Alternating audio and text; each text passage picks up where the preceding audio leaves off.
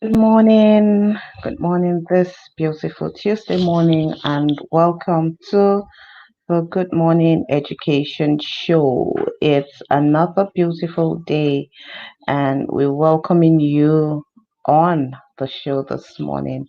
My name is Finifolu Falodun, and I will be holding down the fort this morning. Welcome to every one of our chat members out there. Thank you for joining us.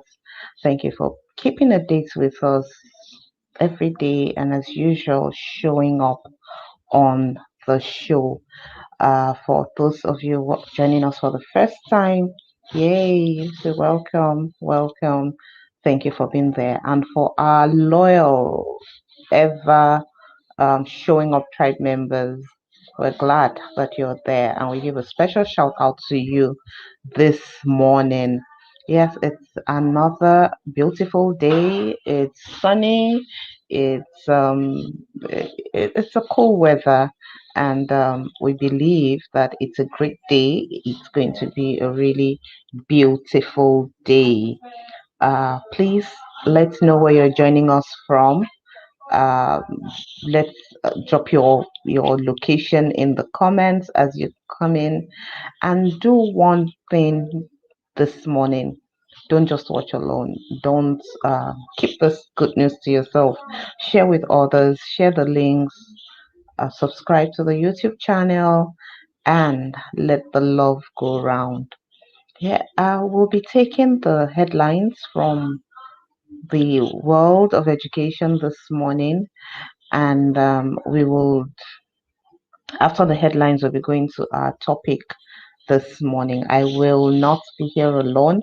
I will be joined by other analysts this morning as we dissect our topic for today. It's something of, yeah, of interest. It's something of benefit to children, and to teachers, and even to parents alike.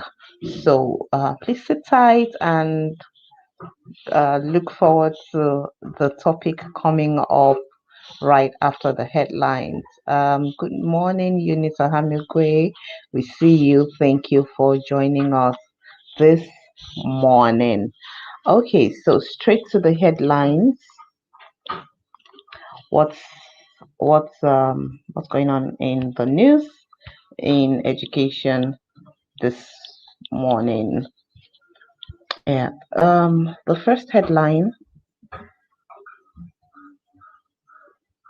The first headline says NAPTEB releases results of 2020 exams. Great. That's the National Board of Tertiary Education and National Education. The board for technical education. Sorry, excuse me. The National Business and Technical Education Board has released the results for their O and A levels, or an A level exams. And well, from the breakdown, it says a total of 25,844 candidates scored 5 credits and above, with or without English language and mathematics, out of the 32,541 that sat for the exam. That's a good pass rate. Out of 32,000, they had 25,000 score 5 credits and above. That's a good one, and congratulations to all of the successful candidates. They go further to say 21,175 obtained 5 credits, including English language and mathematics. So still, for knowing that for technical education and even for business, mathematics and English language are compulsory. Congratulations to them all, and we wish them all the best on their education journey as they go along. Great one there from NAPTEP. Start printing UTME mock examination slip. JAMB tells candidates.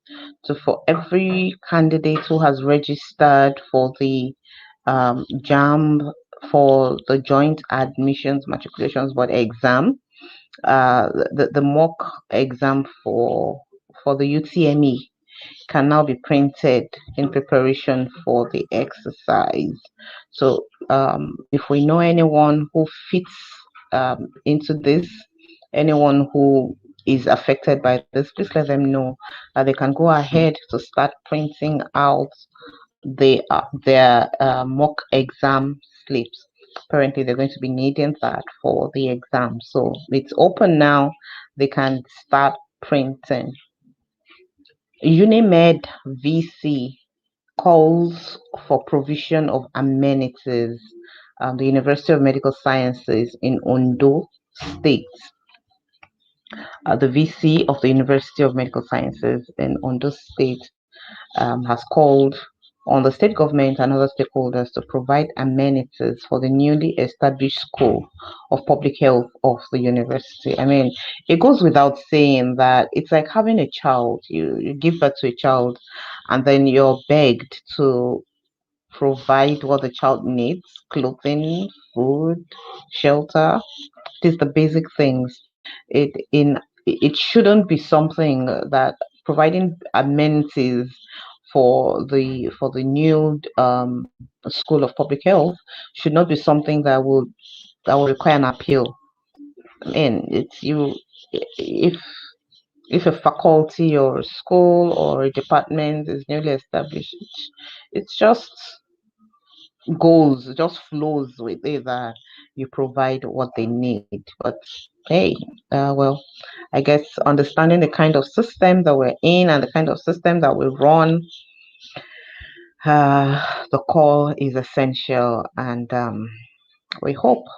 I'm hoping that that call is listened to, and that it is speedily also attended to, not just listened to. The next headline says two Chibok girls bag US degrees 7 years after abduction. So this is good news for me.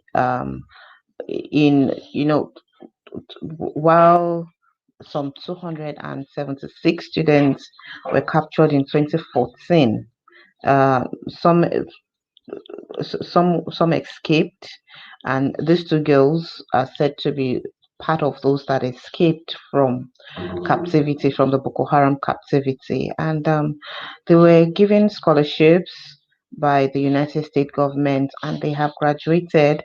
They have not just graduated; they have graduated well, tops, flying tops.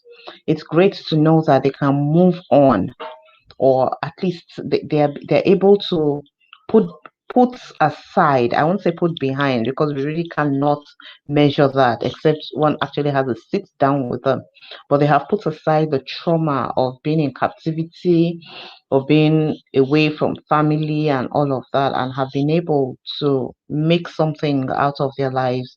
And here is calling for more serious and a better show of concern from the government for the remaining girls who are still in captivity, and for every other child, every other student, every other person who has been taken into captivity. It's high time that something decisive is done to release and bring these people back.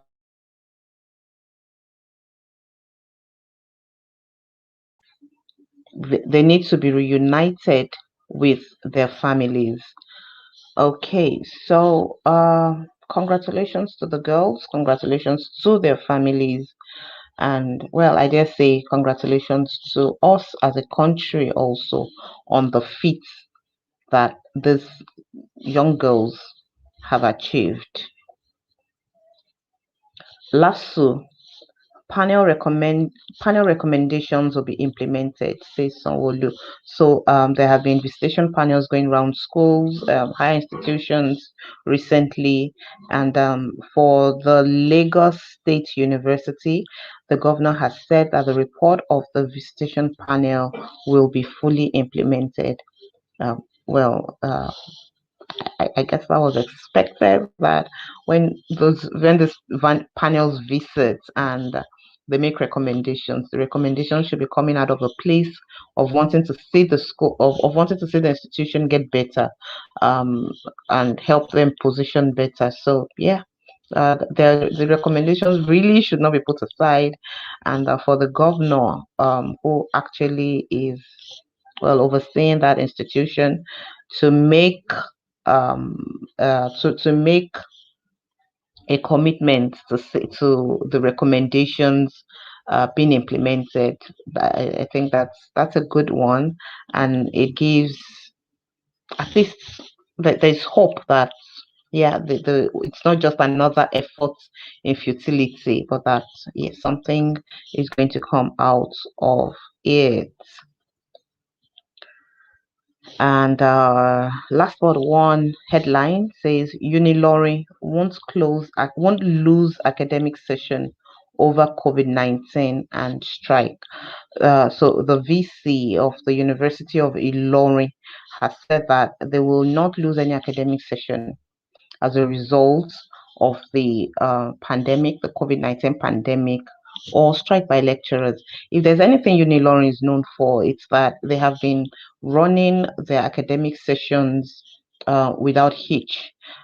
Even when some other lecturers got into trouble for standing with them and all, they keep running. They keep the academic calendar running. How they do it, really do not know, and maybe other schools need to find out from them how they do it and buy into their into their system or into their lodge, whatever works for them. But now, while many schools, all the strikes and management issues and all of that is going on, the VC has come out to restate that they are not going to lose any academic session. That's a good one. Knowing that a system works, a system within a larger system works. So whatever it is that is working, we probably need to send a panel there to find out how they've been doing it over the years to keep the school running. And it's also led to a number of students deciding or picking Unilorry as their university of choice because they're just sure that things happen and things will continue to the system will continue to run as it should. And our last headline says Kwara College reinstates staff demoted for forgery, sexual harassment. The Kwara State College of Education, Ilorin, has reinstated 6 of its workers demoted about 2 years ago over alleged certificate forgery, extortion of students, and sexual harassment. The provost of the college disclosed this in an interview on Monday. According to him, the 6 staff, including one academic staff, were pardoned based on concrete evidence before the council that vindicated them. I hope the concrete evidence, especially where it comes to the sexual harassment, um, uh, the sexual harassment case, the concrete evidence is actually uh, devoid of any form of bias, and that the students involved have really that I just hope that serious investigation has gone in and that this is not just another hoodwinking, and it's not just well somebody or some people have been silenced just for this to be able to work. But if due process has gone on and they have been found to be not guilty of what they were accused of, then I say good one there. Justice has been well carried, and there is nobody now can that justice has been well carried basically, and we are happy for them and hope that we really have our system on the larger scale, our justice system working this efficiently, this effectively, and well, do I say this fast because it's taking some years, but eventually they have been able to revisit and solve and settle that matter, resolve it. So, yeah, that's all we have this morning on from our headlines, and we'll be going right into our topic for today.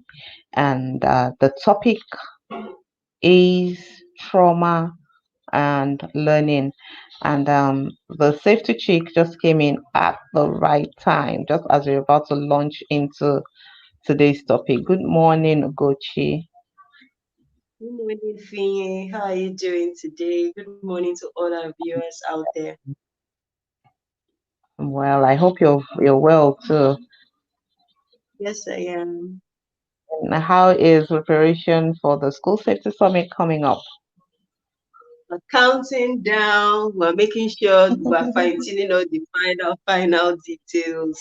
We're excited though. All our speakers are confirmed. Everything is ready. We're just waiting for that day and the people so that we can share with them all the amazing information we've gathered.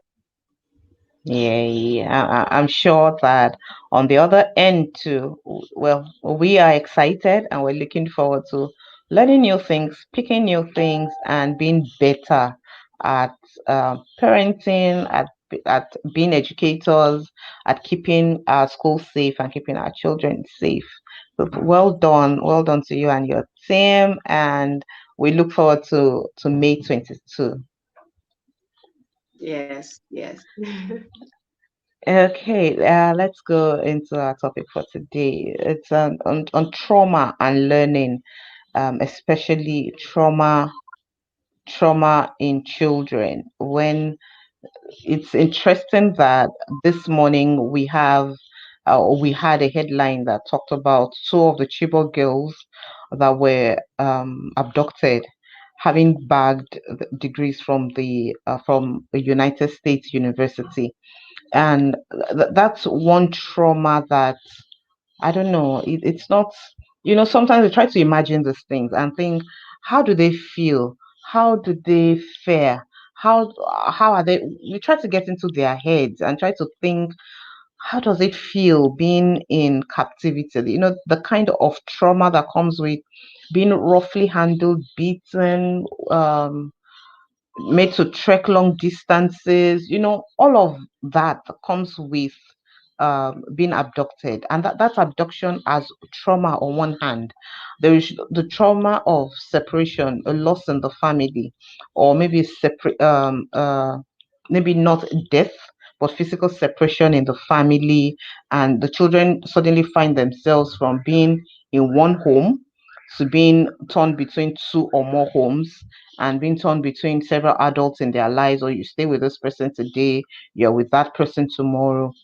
How do Okay, let's take your opening remark first, Gochi. What do you think about this kinds of trauma, like different kinds of events that have effect on the mental and emotional health of children? Okay, so thank you so much for this question, and this is a really important topic. So trauma is something that, oh gosh, it can destabilize anybody. So you cannot imagine it happening to a child. So this child has experienced this, and now what the child has in mind is that the world is not a safe place. The child thinks that, oh, I just only know myself. Things can change in a twinkle of an eye in the environment. The adults, the people around me can become something that I am not even expecting. And so they become extra careful, extra protective of themselves because they are trying to, should I say, stay safe. And so what this means is that they may end up trying to come up with different coping mechanisms to manage Mm. based on their own understanding of what has happened to them. And so you will see them coming up with maybe certain behaviors. Either, for example, you might have a child who might decide to always be in the background. You don't want to be seen. You don't want to be the one that is in the forefront because you are just basically trying to reduce attention to yourself. You don't want people to notice you because you don't want anything bad to happen to you. So that's just for an example of a coping mechanism, a behavioral coping mechanism, because the child is just basically trying to protect.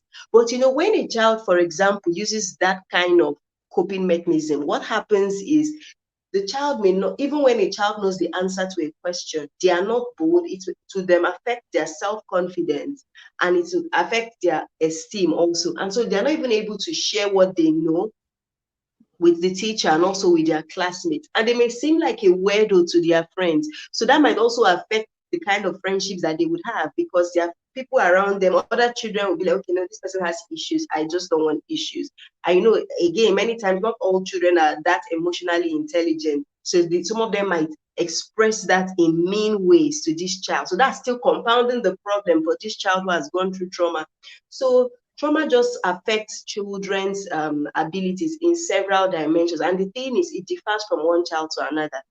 So that's another thing. So you can't even have one solution that, should I say, fits all. So that's why we must, as we try to even help the children, we must observe them and try to know their own peculiar characteristics, their own peculiar behavior, so that we can help them in a more, should I say, personalized way.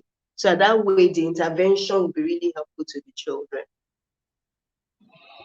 Thank you very much for that opening remark, Ugochi. And it's very encompassing of the areas of trauma and coping mechanisms, or helpful ways that we can find for these children.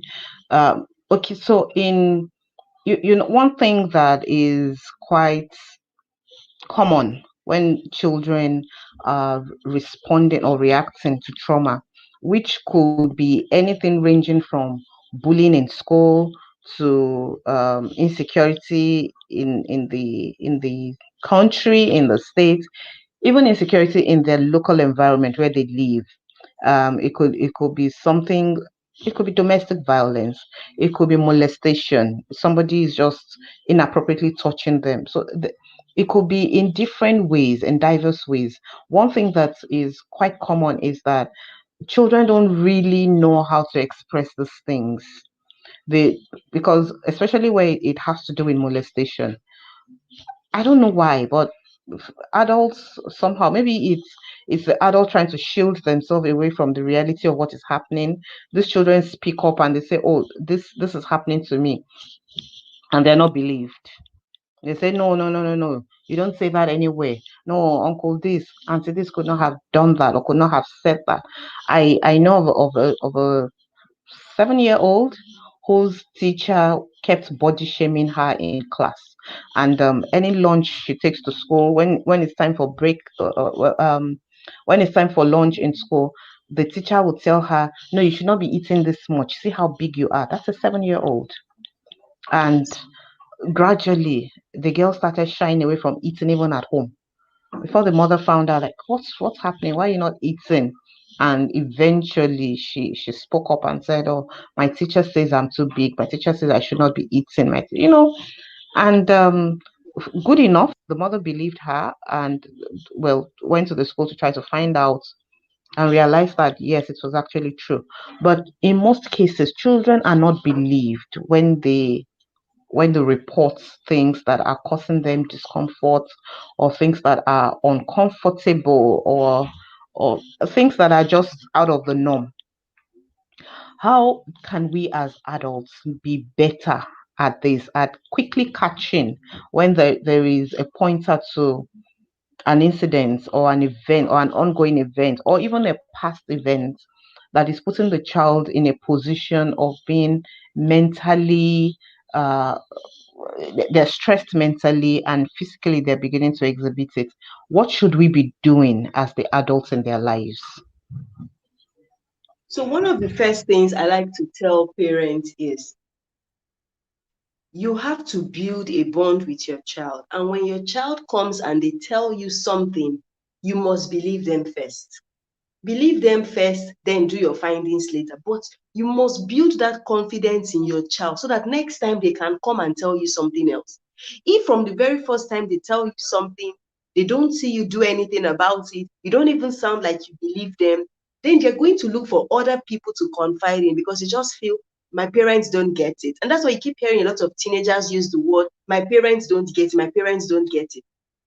If your children feel you are not getting it, they're going to look for someone who is going to get them. Now, if the person that pretends to get them has ulterior motives, the person now grooms your child to the point where your child trusts them so much, and then they can now carry out their own ulterior motive, and then the child will not be able to say anything. And that's one of the things I've been advocating is this family safety meetings. When every week you have an opportunity to bond with your children, use that as an opportunity to teach something.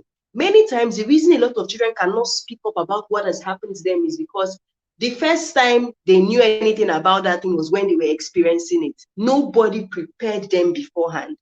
And so they are at a loss of even what to do. But imagine if we have groomed these children, we have trained them to say, okay, these are the kind of things that can happen. We have bad people, we have good people in the world. The bad people might try to take advantage of you. These are the kind of things that can happen. Give them examples. The day they encounter it or find themselves in certain scenarios you have spoken about, they know what to do because you prepared them. As opposed to if the first time they're encountering that situation is when it's happening to them. So they are confused. And that's why the world is changing increasingly. This is 2021, May 2021 as of today. Every parent must try to get comfortable, find a way to teach your children about these things. The era of shying away from it or calling it pet names or calling it names that don't really address the topic is over. If you don't talk about it, someone else is going to talk about it with them in a way that will not favor you and that child. And because the child is hearing it from them first, they will believe they are saying the truth. I like to give this example of a little girl who was abused, and this adult guy was telling her that she should come and take milk. Now, because she comes from a very poor background, she did not know that her giving him a blowjob and him putting whatever he has in his mouth, that in her mouth, was not actual milk. She thought she was getting milk because that was what he told her. So imagine if somebody had had this conversation with her. And we must understand that the age range for abuse of children in different forms, this trauma, it is going down by the day. And because it is going down by the day, you must begin to have age appropriate conversation, because somebody will not tell you that, hey, how do I know what to say to my child? There are tons of information out there, but make sure that you are giving your child age appropriate information, because if you don't equip them, someone else is going to do it in a way that you're not going to like. So I think that that's one of the ways to help, so that when these children experience any trauma, or in fact, you don't need to experience it. Once they begin to see the signs, because you have prepared them, they can take the right action. There's a story Barrister Kinlami shared with me on one of our podcast episodes, where the parent had told the child, if somebody asks you, have you had a boyfriend before? Have you kissed anybody? Or have you done this? Have you done that? Please let me know. And one day in school, this teacher was trying to be funny with the girl, and whether he asked her either, have you kissed anybody before, or do you have a boyfriend, or one of those questions. And she's like, excuse me, sir, I'm not comfortable with this question, because the man was trying to feel too familiar and all that. And she got home and she told her mom. The best part of that story was that the next day, both father and mother showed up in that school. So they didn't leave it to only the mother. Both parents showed up in that school, took it up with management. And because they took it up with management, because of investigation, it was now discovered that this teacher had already molested about 10 or 15 girls already.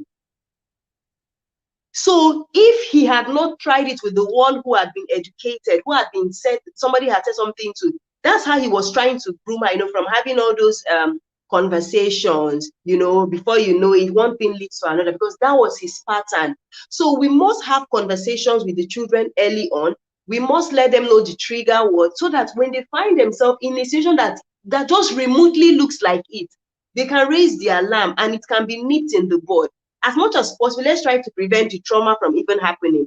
And that we have equipped them that even if it does happen, because they know if this kind of a thing happens, you have to report, you have to inform your parent, you have to tell a trusted person. You are not supposed to keep it a secret. If they tell you they will kill you, they will do this, don't believe them. If all those indoctrination has happened early, they would know how to act. Wow, thank you so much, Ugochi. That's really robust. And this is something that I'm quite passionate about because, many of the issues that we have with adults and in adulthood started in childhood. And if we've been Yeah. able to nip these things in childhood or prevent them at all from happening, then we would have a much better society. We would have less people who are going around reactively. Quite a number of people we meet on the streets, they are walking defensively because most of these things are in their recessive memory, and when they remotely see anything that triggers or that looks like a trigger, then there's an outburst, and we have all that is happening. You have people who are selfish because they just believe all the world wants from them is to take. You have people who really do not care what's going on with others, simply because that's what the world has presented to them. And we have joining us the real host of the show this morning, Mr. Miss It's been a Remy! while. It's been a while, and we're glad that Mr. Ultimator is showing up here this morning. We should have Good a Good morning. special morning, clap Mr. to welcome him to the show this morning. It- Thank My, my, my look is like Mortal Kombat Sub Zero. Good morning, everyone. you. Good morning. Yeah, safety chick alpha now. I'm fine, sir. So I'm not here for too long. I'm just about to get on a plane, but I just thought that it was necessary to be here. Yeah. Thank you Well, for being here and showing up. And on the same note, I say welcome to Mrs. Titi Adewusi of Niger Kids. You're welcome to the show this morning. Good Welcome, morning. Mrs. Good morning. Good morning.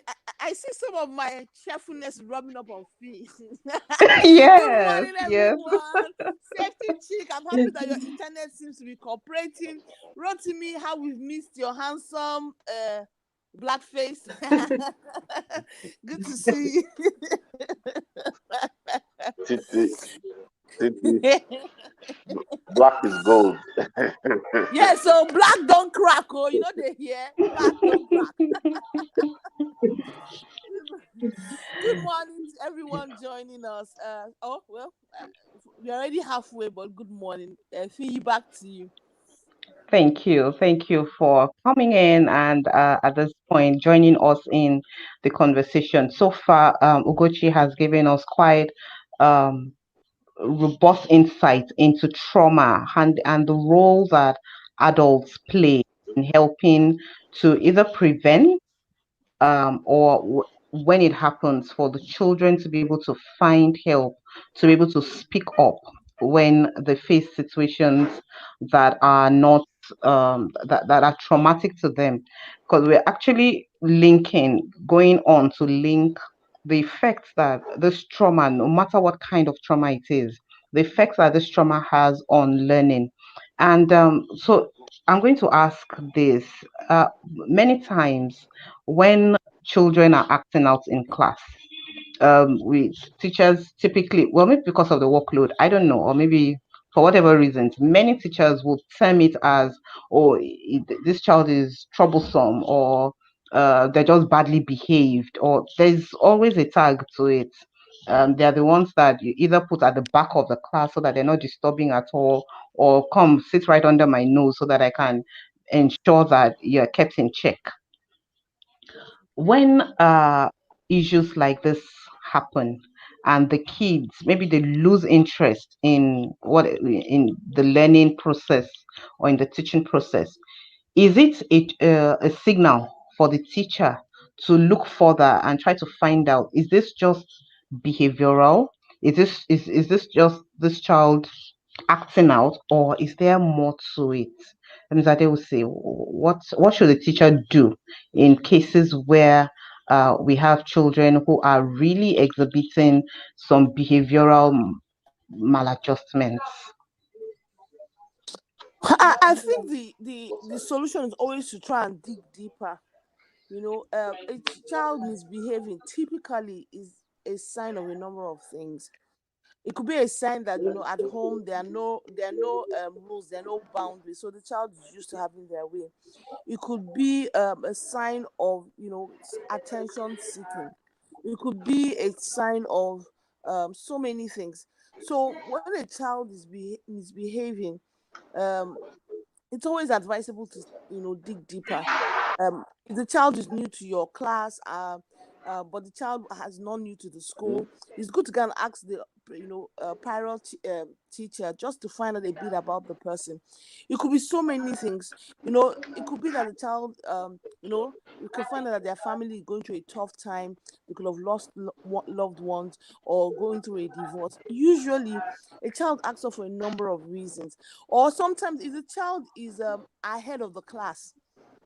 When the child is ahead of the class, then the child is bored.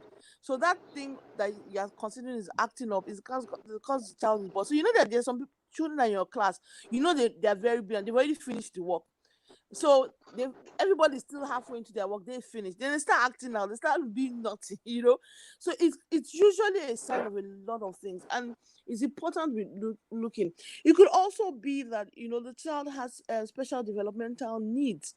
Sometimes children act up because they don't know it, so they don't want to seem, so they now start acting up. So it's always a lot of things. Teaching is not just coming to pour out your knowledge. It's really about building a relationship that allows you to understand the other things affecting the child's ability to learn, and see how you can learn. Honestly, when I looked at this topic, trauma, it reminded me of when in our own time when our parents are trying to teach us to learn, and they've given you a couple of slaps, you know, at the back of your head. You know that that is trauma. After a while, you can't even remember anything they're trying to tell you. As you're wiping your tears, as you're wiping your tears, you cannot understand what you can't see the book anymore. And they're still hitting you. You're trying to tell them that, oh boy, I can't understand. As in, like, I'm so traumatized by all your dirty slaps that I really don't understand anymore. So it could be so many things. Learning is not the same for everyone, and it's important to dig deeper to say what could really be affecting this child's ability to learn, or what could be the reason for this behavior, and then try to eliminate it, one at a time. Oh, it's not this, it's not this, could it be this? It's also important to have discussions with the parents. I find that when you have discussions with the parents, it's always an eye opener to a lot of things in terms of explaining the child's behavioral issues in class. Thank you. Thank you for that. Yes, sometimes we have talked about partnerships in education and in making the system work. So, further topics after that, and even before that, have shown that the no one uh, part of the system can work alone. Everybody needs to come together. So there are times that the child is acting out in school, you need to talk to the parents. There are times the child is displaying some things at home, the parent needs to come to school to ask the teacher, what's this child doing in school? I'm noticing this. Excuse me. I'm noticing this or that behavior. I want to know how they're doing in school. Okay. One aspect of trauma that maybe we don't prepare, even as adults, we don't prepare for, and much worse for children, is when there's a death in the family. Maybe a parent, a sibling, a favorite uncle or auntie, sometimes even a grandparent. And the child is so, they can't understand that feeling, that sense of permanent separation, like, oh, I'm never going to see this person again. They can't understand it, and it affects them in every way. They're so detached, sometimes they're confused. And even for adults, we still struggle with the concept of that separation, of that permanent separation.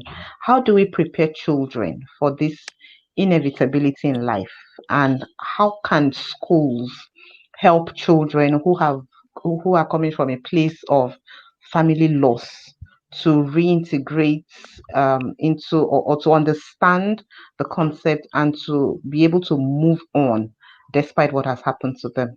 Ugochi, let's start with you. Okay, so first thing I would say is make the school a safe space. Let the children know that they are in a safe space and that nothing bad is going to happen to them. And that would come from how you organize your activities in school. What are the routines there? How are the teachers? How is management? Is there some friendliness in the atmosphere? Because when a child that has gone through trauma gets into a space, they're trying to hide, they're trying to they're second guessing everything, they are checking, they are basically hyper alert. But if they see that the place is safe, if they see that the way the teachers relate, the other staff relate towards them or even to other people is safe, if they can feel some friendliness in the atmosphere, if they can tell the routine, okay, so every day this is what we do, if they can just experience those things over time consistently, they will begin to let down their guard little by little, most especially if the teacher who works with them directly is even embodying this more than any other person, because this is the person that they are going to relate with for the most part.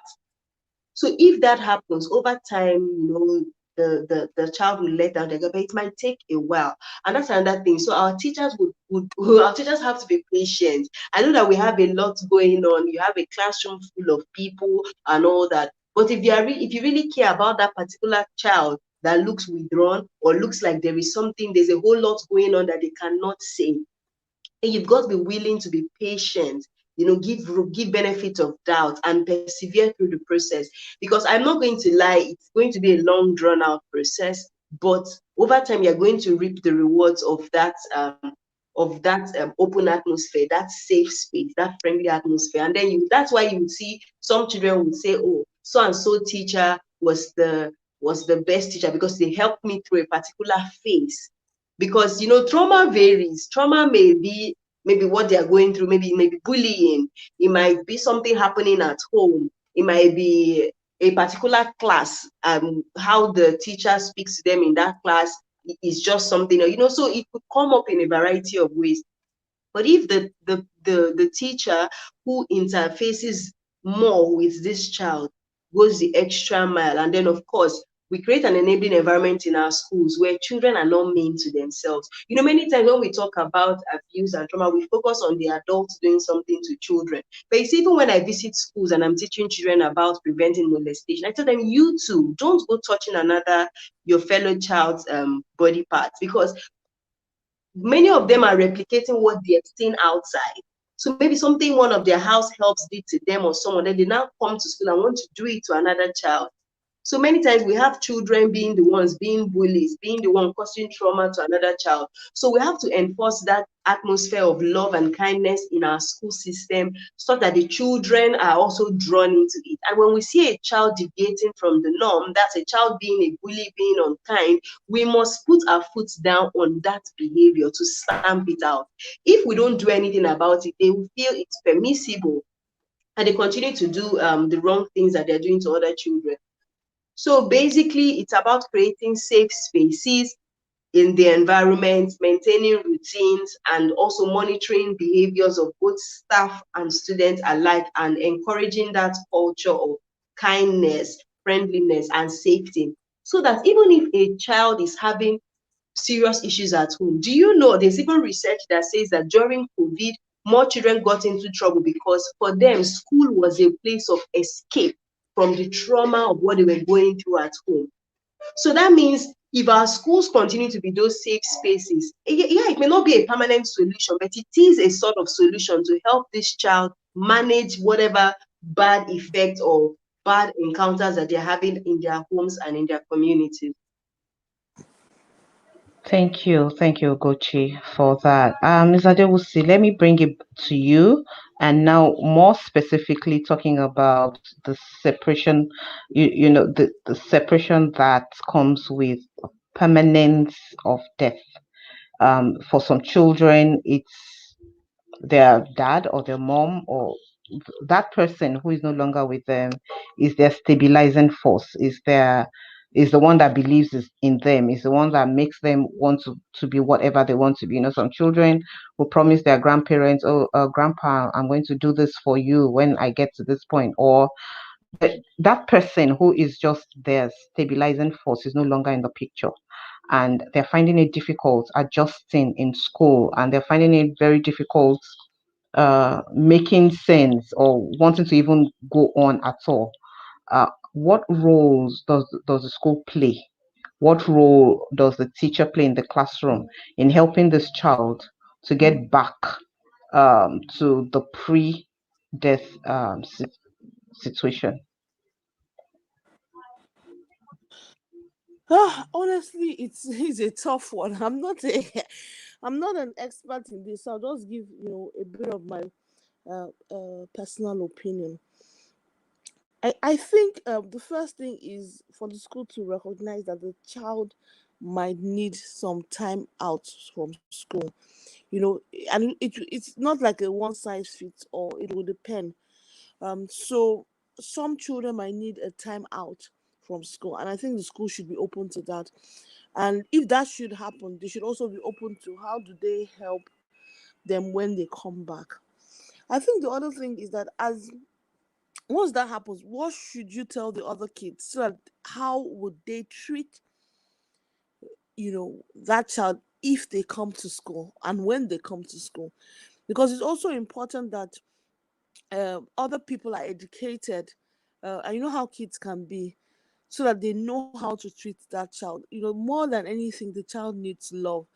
And even when the child is not um, in school, what should they do to let the child know they are loved and missed? So it could be that the school can encourage the children in the class to make you know a nice video or fill a card, with lovely comments for the child, just to know that the child is loved, that the child is missed, and that people know, maybe not understand, but they are there for them. So I think for me, those are some of the things I would think, because there needs to be that education. So I would advise schools to get educated, because that would definitely happen. Some loss, some trauma, they need to get educated on how should they deal with it as a school, as the teacher of that particular class, and even the students in that class. What should they do? What support should they write? They should have like a policy guide or that. How should they even talk to the other children about death, so that they also understand what signs should they be looking out for, and how should they encourage the child to speak their emotions. Because once you also are trained, then you pick up the signs when the child is a child that wasn't so naughty in class and acting up in class starts acting up, then you're a bit more sensitive, and know how to react. So those are the things that I would say for me uh are just some of the things that come to mind in terms of how the school can support and helps through that. Thank you very much. I know when it comes to issues of death in this part of the world, it's something the secret, or maybe we just don't know how to deal with it. I remember that when I was in primary school, one of our headmistress at the time passed, and well, part of her burial, part of the funeral activities was maybe a wake keep. No, it wasn't a wake keep. Maybe a service of songs or something. Something they brought the corpse to the school. Well, as part of giving honor to her,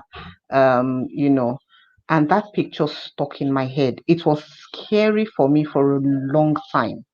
I probably was, I don't know, maybe 7 or 8 years at the time, and that picture stuck. So the area where the line in state was done, I avoided that part of the school till I left.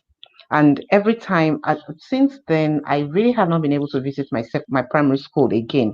And at a point, I had to sit down and ask myself, what's happening? I've gone back to my secondary school like countless times, but primary, I've not been able to go back there. And eventually I was able to trace it that every time, because it's quite depending on what part of there are two entrances into the school. So depending on what entrance you take, it was right at the entrance, one of the halls by the entrance, and that's usually the more used one anyway. And so I realized that I was avoiding that because of the picture that was in my head, and that was a trauma picked up in school. That was that wasn't even something that had to do with my family, or it's something that was picked up in school. And so there's a need for us as educators to understand that some of these things, yes, you're giving honor to this person who has passed and all of that, but what effect could it have on impressionable minds? What if effects could it have on children that you have not even prepared for this kind of things, and then you just thrust them into it like that? So in our activities also, we need, there are some children who are very scared of anything masked. So you bring in all these party characters, and that's the end of it for the child. Though they're just they're just hard. I know They're some of just hard. our masked people, they are not like the real ones. They look funny already. Ah, So I they are scary. they look they, they look like something that's going to pluck you out of so of a very safe zone and just take you into orbit, like. So sometimes we also need to look at some of those activities and the effect it could be having on the children. It's not, some of those things are caused by an understanding. I think this is where we talk about the professionals that we need in a school, within the school system. Either they're there as, well, residents in quotes, like they're a normal part of the staff, or they're visiting. So do I take this to Gucci? I think so. Who are some of the special staff that should be on, either on retainership or as full staff of a school, considering that a school is almost like a therapy center. Apart from the education that the children get, many of them, that's where they get to be themselves. Many parents don't know their children until they see them in school. So Yeah. who are some of the Um. professionals that we should have in schools that we can easily call on? Okay, so I'll say primarily every school should have counselors for starters at the basic. Every school should have that. Then, based on the need of the child or the case in point, then this counselor can now, should I say, make recommendations for um, a mental health expert or a psychologist, as the case may be. But at the basic level, all schools should have counselors, because the thing is, if we say all schools should have a mental health expert, not all schools might be able to afford that. But if you have a counselor and you guys have created a working relationship with one mental expert to say, oh, when we have so and so case in our school, we'll be referring to you. Just build those relationships ahead. You don't need to employ them in full, but build those relationships and networks ahead, so that when you now need it, you can call on it.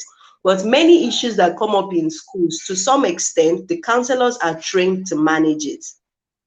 Then the ones that are now beyond their grasp, beyond their reach, then they can now make references to maybe a psychologist or a mental health expert. But counselors is so important. I think I've shared here before on the Good Morning Education show when I had one issue like that in secondary school. And it was my guidance counselor that gave me the advice that I used. I still use that advice till date.